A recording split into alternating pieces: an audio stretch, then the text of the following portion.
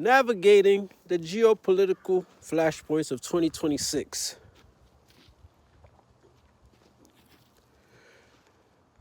Good afternoon. The global landscape of early 2026 is being defined by a series of high-stakes geopolitical shifts, from the corridors of power in Caracas to the icy expanses of the Arctic. We are seeing a resurgence of America First unilateralism that is challenging long-standing alliances and testing resolve of adversaries. Today, we will analyze 4 critical flashpoints that are currently dominating the international narrative, separating the sensationalist headlines from the strategic realities on the ground. First, we look at Venezuela. Recent reports indicate a significant shift in U.S.-Venezuela dynamics. Following a high-level meeting between CIA Director John Ratcliffe and interim President Delcy Rodriguez, the dialogue has shifted from regime change to pragmatic, if tense, engagement. While the U.S. has signaled a willingness to discuss economic ties, Rodriguez has publicly reaffirmed Venezuelan sovereignty, strengthening her rapport with Moscow. This transactional approach by the Trump administration, characterized by direct engagement with Maduro's successors rather than the traditional opposition, marks a departure from previous decades of U.S. policy, signaling a priority on regional stability over ideology.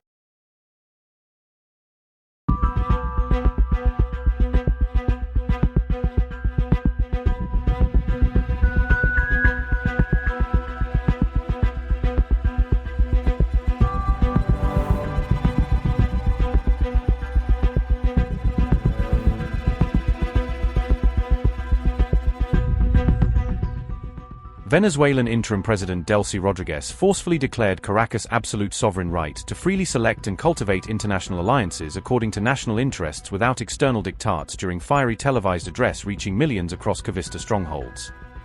Rodriguez categorically rejected all U.S. government claims demanding Venezuela dramatically limit or sever long-standing strategic ties cultivated with key ideological partners including Iran, Russia, China, and revolutionary Cuba throughout decades of anti-imperialist solidarity. Rodriguez passionately asserted Caracas maintains inviolable sovereign prerogative to independently build multilateral diplomatic ties advancing Bolivarian revolution objectives, completely rejecting Washington's illegitimate interference violating Montevideo Convention non-intervention principles. Throughout her nationally broadcast remarks captivating loyal socialist base, Rodriguez declared despite relentless U.S. hostile regime change actions spanning multiple administrations, Venezuela deliberately chosen measured diplomatic engagement path avoiding unnecessary kinetic confrontation. Rodriguez strategically framed these enduring anti-Western alliances as foundational pillars comprising Venezuela's authentic new political era, following Nicolas Maduro's spectacular January 3 Special Forces capture, while highlighting unbreakable commitment sustaining Hugo Chávez's eternal Chavismo ideological movement. This ideological movement, founded through Hugo Chávez's Frias visionary Bolivarian socialist project, meticulously serves throughout contemporary Venezuela as immutable ideological basis strategically guiding Caracas' comprehensive portfolio global alliances confronting unipolar hegemony. Rodriguez vehemently stressed throughout thunderous address that revolutionary Venezuela absolutely would not tolerate infiltration or operational freedom whatsoever for fascist or extremist elements threatening Bolivarian institutional order from opposition infiltrators or CIA assets. Taking direct pointed verbal jab targeting opposition leader Maria Corina Machado during passionate stump speech, interim president declared if she ever traveled confronting Washington directly, she would courageously go standing tall representing Pueblo power, never go on her knees begging imperial masters.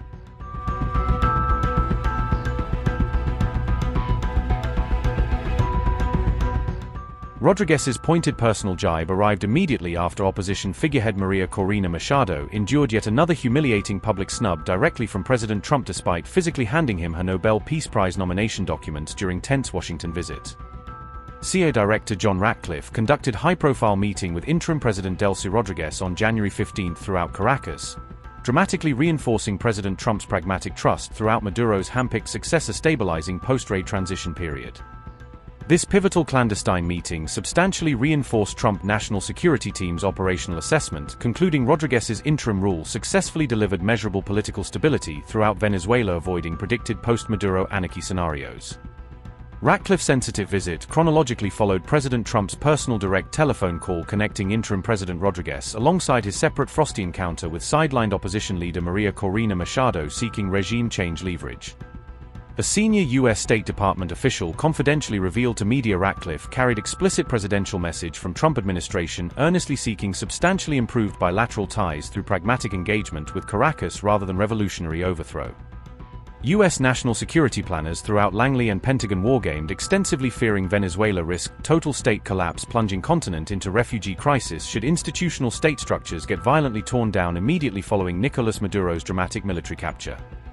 American defense officials urgently warned throughout classified cable smashing consolidated socialist regime infrastructure risked catastrophically repeating Iraq's nightmarish post-invasion chaos featuring sectarian bloodbaths, Al-Qaeda resurgence, and Iranian domination throughout power vacuum. Moving to the Middle East, the rhetoric between Washington and Tehran has reached a fever pitch amid widespread international unrest in Iran.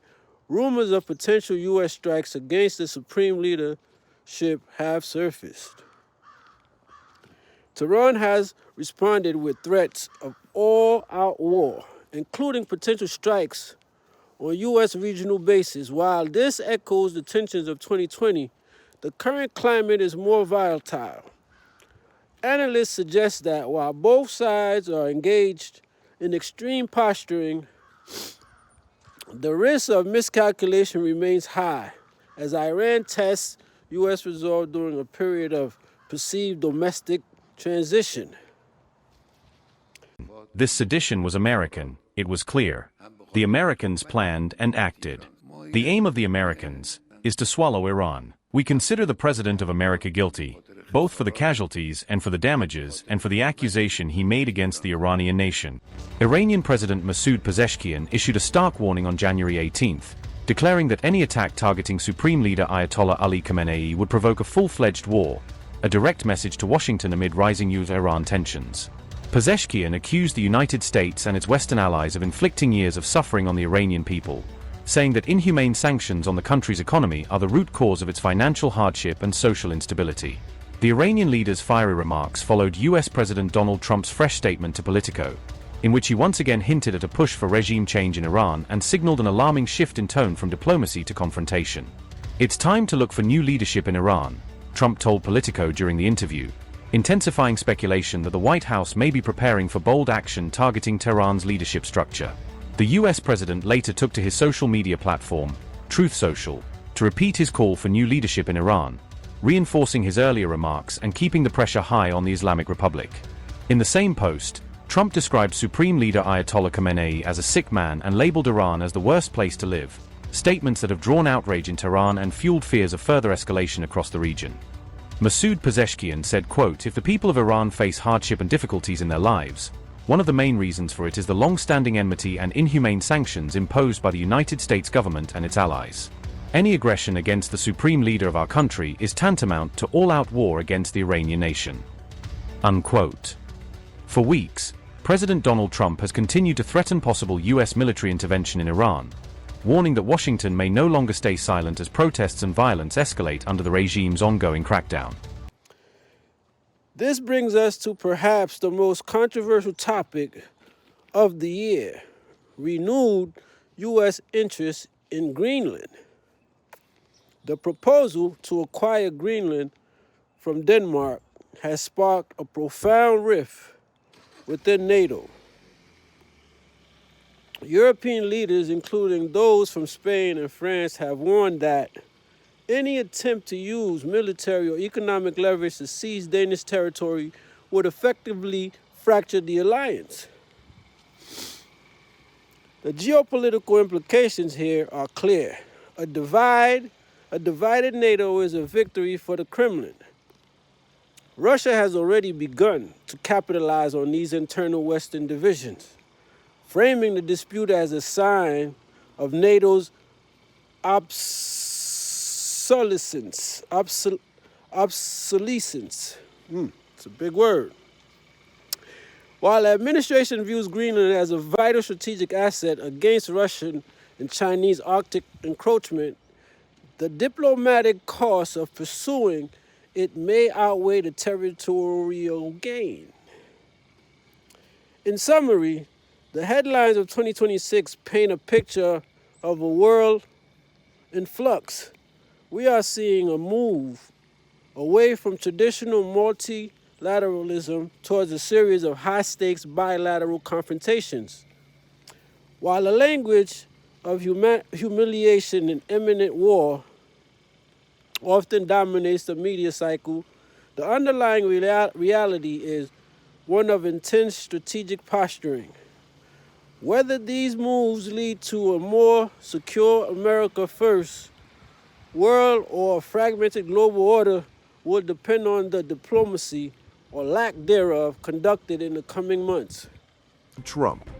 Spain's Prime Minister Pedro Sanchez has issued a blistering warning, declaring that a U.S. move to seize Greenland would hand Vladimir Putin his greatest geopolitical victory yet, making him the happiest man on Earth. Sanchez warned that any American military action against Denmark's vast Arctic territory would shatter NATO from within, destroy Allied unity, and hand Moscow a propaganda triumph.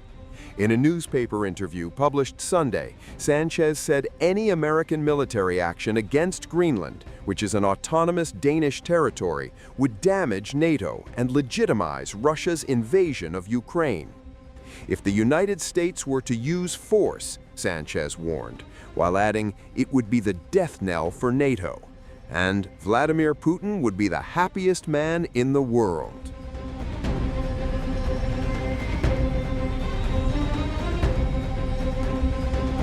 In Europe over Greenland, with Dmitriev mocking Europe's position relative to Washington in public posts.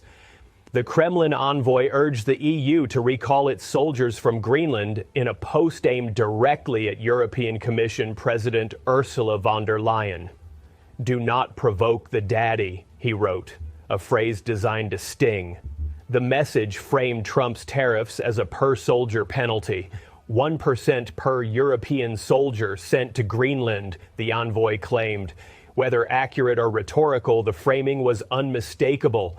Russia is watching the transatlantic tensions with satisfaction and appears eager to comment on them. What began as a bilateral dispute between Washington and Copenhagen has now drawn attention from Moscow, Paris, Berlin, and Brussels, with Greenland becoming a point of friction inside the Western alliance. The intervention came as Washington announced tariffs on multiple European nations, and Trump reiterated his interest in U.S. control of the strategic Arctic island. Russia's comments, while not official diplomatic positions, serve to highlight divisions within the Western alliance. Moscow's public commentary serves multiple strategic purposes. First, it highlights European dependence on American power, a vulnerability Russia has long sought to exploit. Second, it positions Russia as an observer of Western disagreements rather than the cause of them, shifting attention from its own actions. Third, the mocking tone is designed to suggest that European leaders cannot stand up to Washington and have no independent agency. The Kremlin appears to be betting that transatlantic tensions will continue regardless of Russian actions, and that commenting on them costs Moscow nothing while potentially yielding strategic benefits. For decades, Russian strategy has sought to highlight divisions within the Western alliance, exploit disagreements between Washington and European capitals, and question NATO's cohesion. The current situation is providing material for those objectives without Russia having to do much beyond offer commentary. The Kremlin's daddy reference serves to highlight European dependence while positioning